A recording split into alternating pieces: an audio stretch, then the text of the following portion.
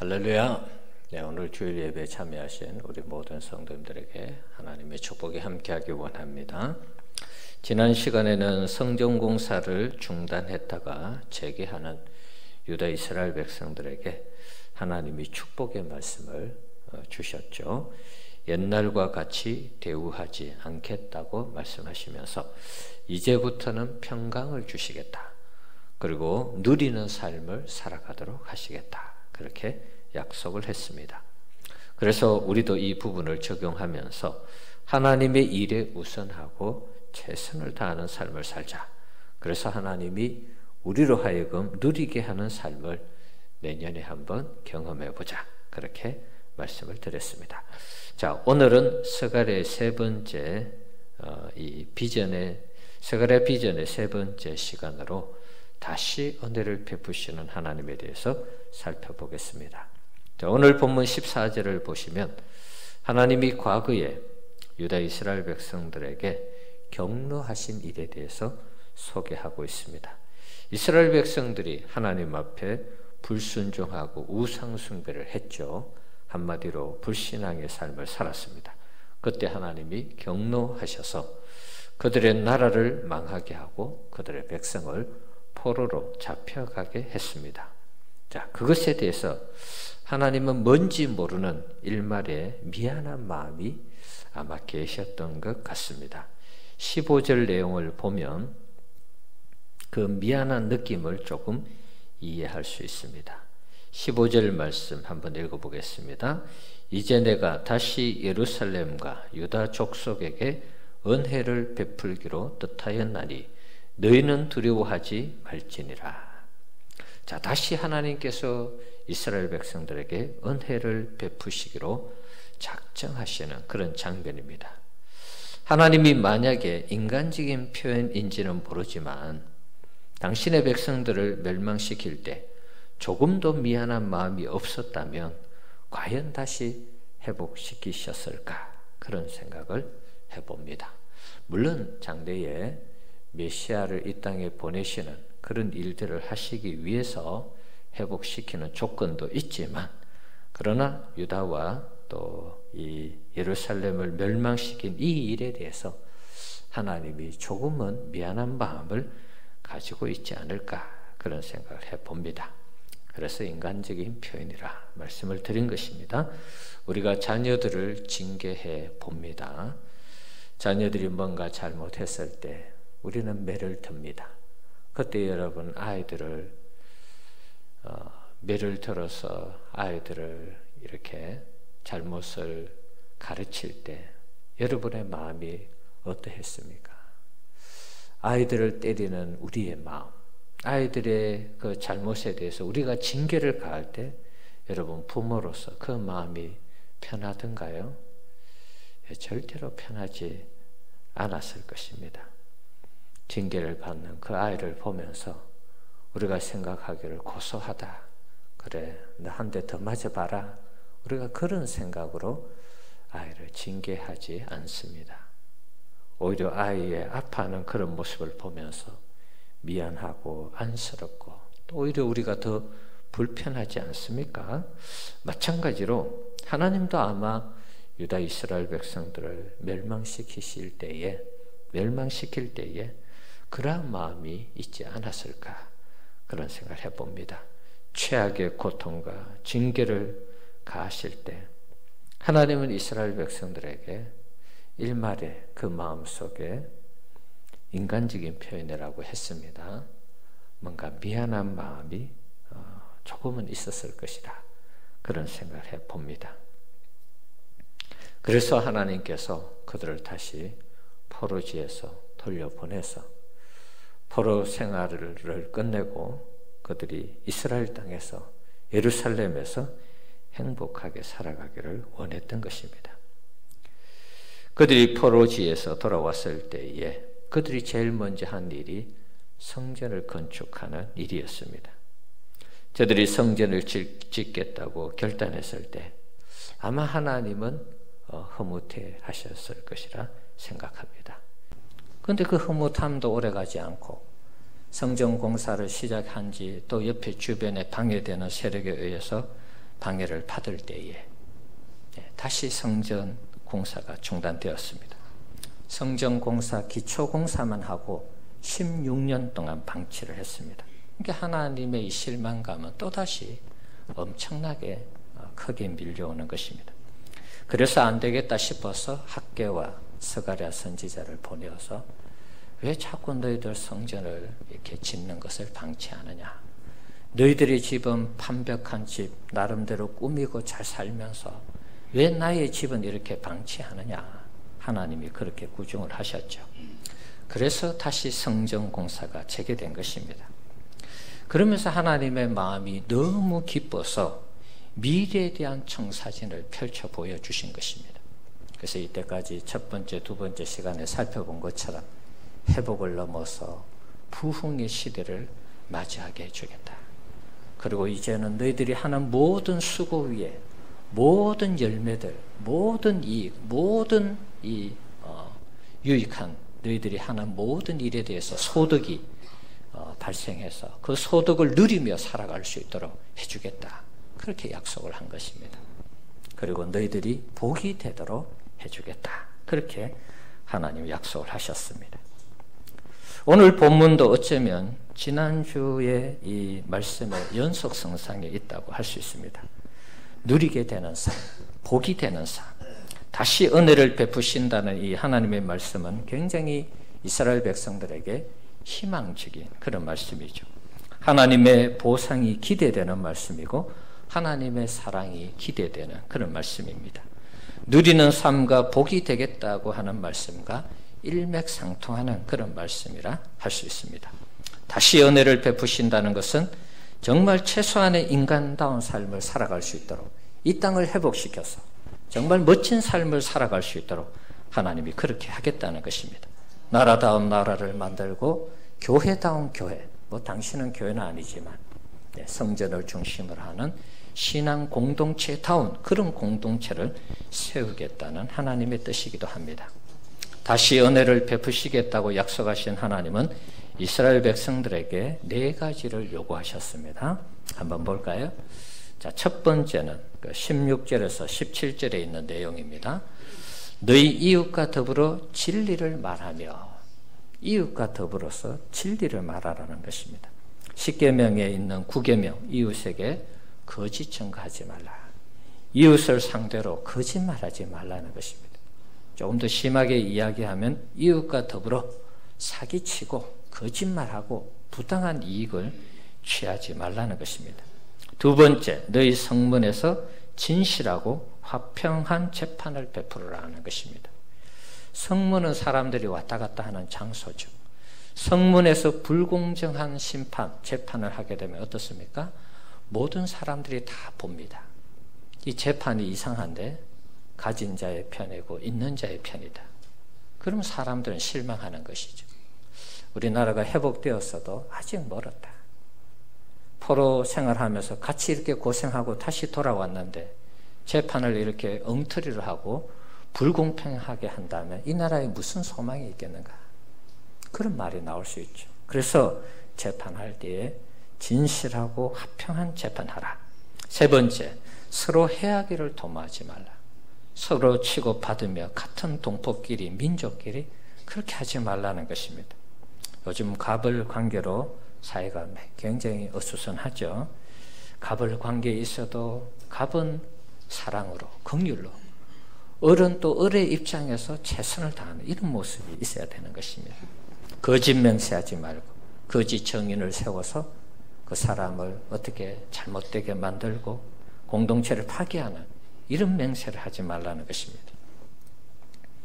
이 4가지를 하나님이 미워하신다. 그렇게 말씀하고 있습니다.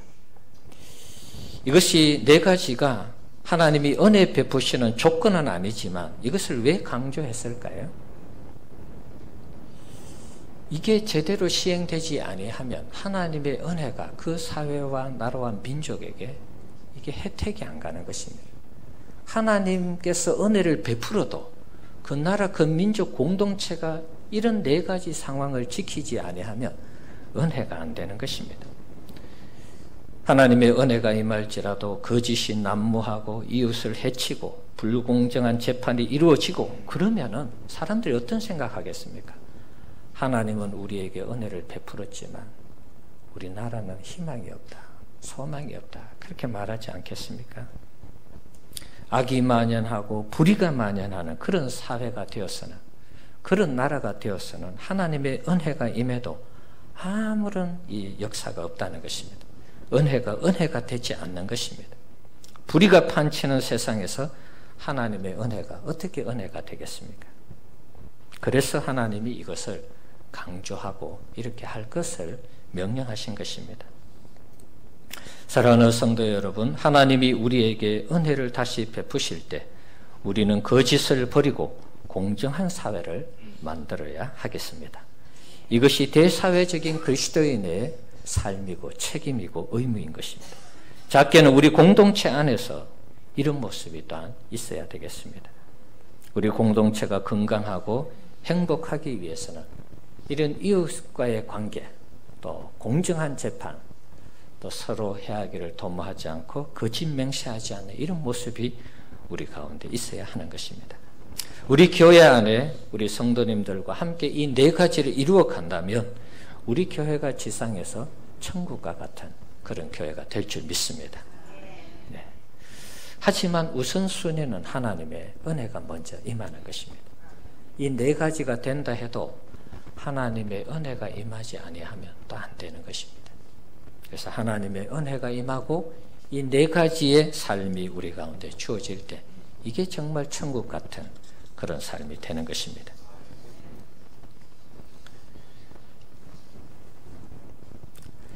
교회도 마찬가지입니다. 우리 교회가 이런 이상적인 모범적인 교회가 되면 얼마나 좋겠습니까? 하나님의 은혜가 임하고 이웃들 간에 또 대사회적인 이런 여러 모습들 속에서 또 공동체 안에서 우리가 이렇게 진실하게 정의롭게 살아간다면 정말 아름다운 멋진 교회가 될 줄 믿습니다.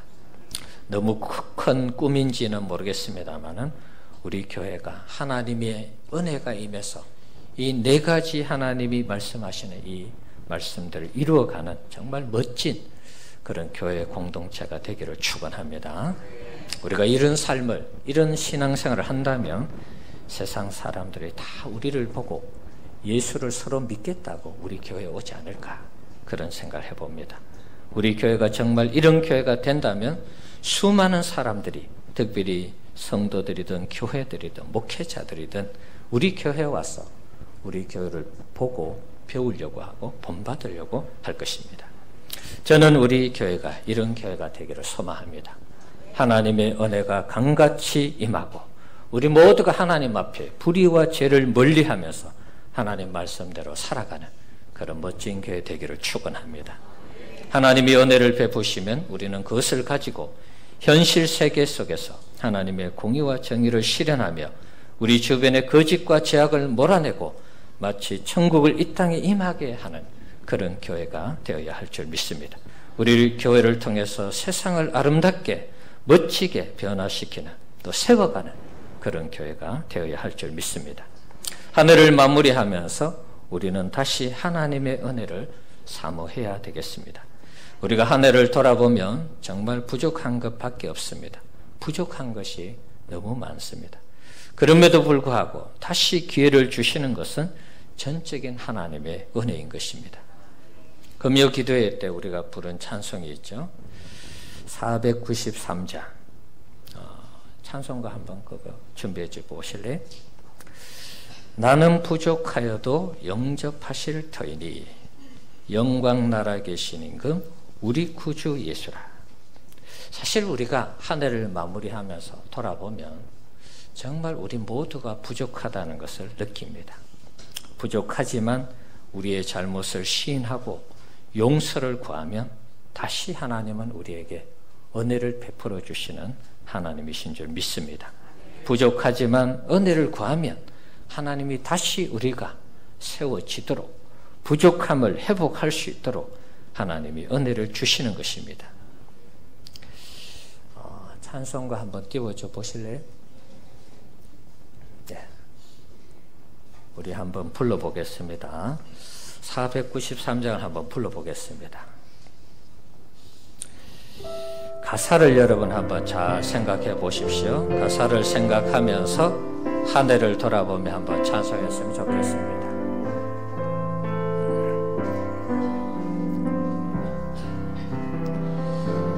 하늘 가는 밝은 길이 내 앞에 있으니 슬픈 일을 많이 보고 늘 고생하여도 하늘 영광 밝으니 어두운 그늘 헤치니 예수 공로 의지하여 항상 빛을 보도다. 2절입니다. 내가 염려하는 일이 세상의 많은 줄 속에 근심 밖에 걱정 늘 시험하여도 예수 보배로운 피 모든 것을 이기니 예수 공로 의지하여 항상 이기리로다. 3절입니다. 내가 천성 바라보고 가까이 왔으니 아버지의 영광 지혜 나시고 싶도다. 아멘. 나는 부족하여도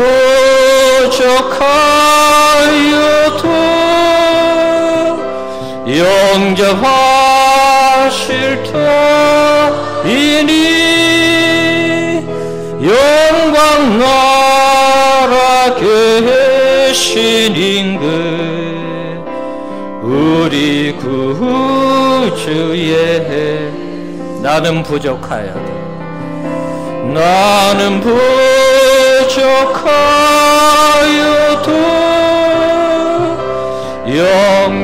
영접하실 터이니 영광 나라 계신 임금 우리 구주의 수라. 아멘. 한 해를 마무리하면서 우리 자신 부족한 거 많죠, 여러분. 부족하지만 다시 우리가 하나님 앞에 나와서 하나님의 은혜를 구하면 우리에게 새로운 은혜를 주실 줄 믿습니다. 2절의 후반부 가사도 예수 보배로운 피 모든 것을 이기니 예수 공로 의지하여 항상 이기리로다.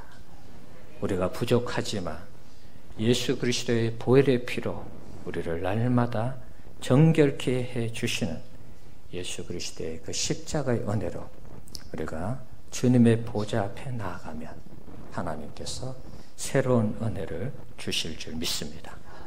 부족하지만 다시 은혜를 사모하는 우리 성도들 되시기를 축원합니다.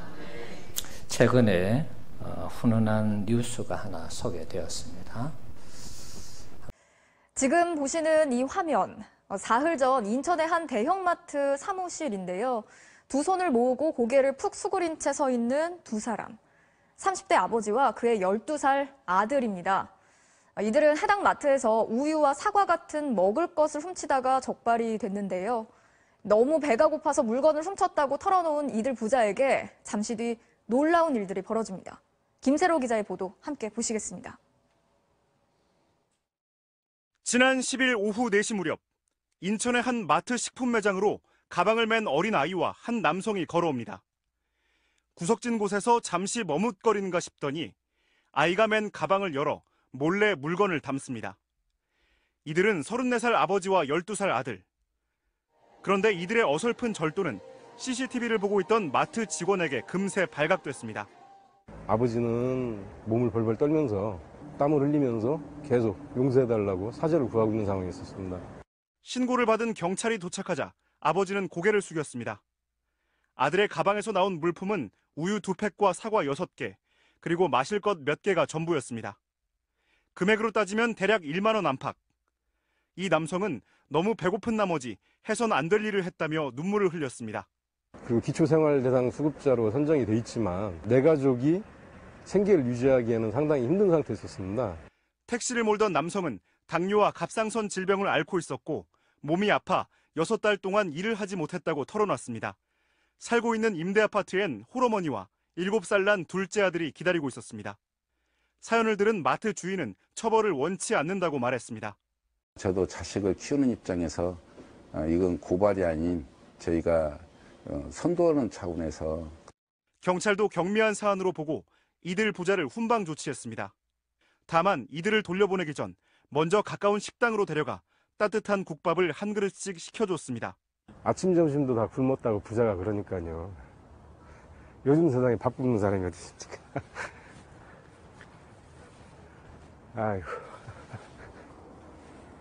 그런데 잠시 뒤 회색 옷을 입은 한 남성이 음식점 안으로 들어오더니 느닷없이 하얀 봉투 하나를 이들 부자의 식탁 위에 던지듯 내려놓은 뒤 그대로 밖으로 나갑니다. 애가 막 따라 나가더라고요. 그래서 여기서 막 얘기한 걸 여기 봤는데 그냥 막 애를 밀면서 가지고 가라고. 봉투에는 현금 20만 원이 담겨 있었습니다. 정체 모를 이 남성은 어떻게 이들의 사정을 알았을까? 조금 전 그 마트에서 아버지와 아들이 선처를 구할 때 사무실 바깥에서 보이는 회색 옷, 봉투를 건네고 사라진 바로 그 남성입니다. 우연히 부자의 딱한 사연을 듣고는 현금을 뽑고 일부러 식당까지 따라가 전달한 겁니다. 두 부자한테 큰 용기가 됐을 거라 생각합니다. 아직 사회가 메마르지 않았고 열심히 살려고 노력만 한다면 가장 고마운 분이시죠. 경찰이 감사장을 전달하려고 이 회색 옷의 중년 남성을 수소문했지만 끝내 찾진 못했습니다. 경찰은 행정복지센터를 통해 아버지의 일자리를 알선하고 아들에게는 무료 급식 카드를 받을 수 있도록 도왔습니다. 또 마트 주인은 이들 부자에게 쌀과 생필품을 지원하겠다는 뜻을 전했습니다. MBC 뉴스 김세로입니다. 여러분, 이 뉴스를 보면 마음이 참 훈훈하죠. 요즘 좋지 않는 소식들만 뉴스에 나오는데 우리의 마음을 따뜻하게 하는 그런 뉴스라고 생각합니다. 이 뉴스에서 우리가 하나 눈여겨봐야 할 것이 있습니다. 두 부자는 마트의 물건을 훔친 현행범입니다.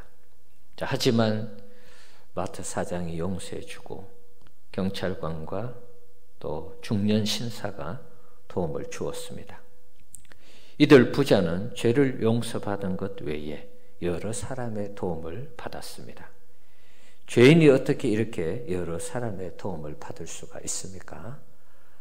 감옥에 가도 시원찮을 판에 용서하고 이런저런 사람의 도움을 받았습니다. 이것이 이들 부자가 은혜의 은혜를 받은 것이라, 은혜의 은혜를 입은 것이라 그렇게 생각합니다. 사랑하는 성도 여러분, 우리도 이와 같은 존재가 아닙니까? 우리는 하나님 앞에 날마다 범죄합니다. 그래서 현행범으로 발각되어서 하나님의 심판 앞에 섭니다. 그때 누가 우리를 변호하십니까? 우리 주 예수 그리스도께서 우리를 변호하십니다. 예수님이 당신의 십자가의 사랑으로 용서해 주시라고 우리 하나님 앞에 간청합니다. 그때 하나님은 예수 그리스도의 요청을 받아들이셔서 우리 하나님은 우리의 죄를 용서해 주시고 더 나아가서 같은 죄를 반복하며 짓지 않도록 새로운 은혜를 주셔서 하나님 자녀 백성으로 살아가게 하는 것입니다. 우리가 매일 짓는 그 죄에 대해서 예수 그리스도의 사랑과 하나님의 은혜가 늘 우리 가운데 임한다는 사실을 잊어서는 안 되겠습니다. 오늘 이 시간 우리를 죄에서 구원하여 주신 예수 그리스도의 크고 놀라운 사랑과 다시 한량없는 은혜를 날마다 베풀어 주신 영원하신 아버지 되시는 하나님의 그 귀한 은혜와 사랑을 우리가 기억하면서 하나님 앞에서 2019년도를 잘 마무리하고 2020년을 정말 멋지게 승리하며 살아가는 우리 성도님들 되시기를 축원합니다.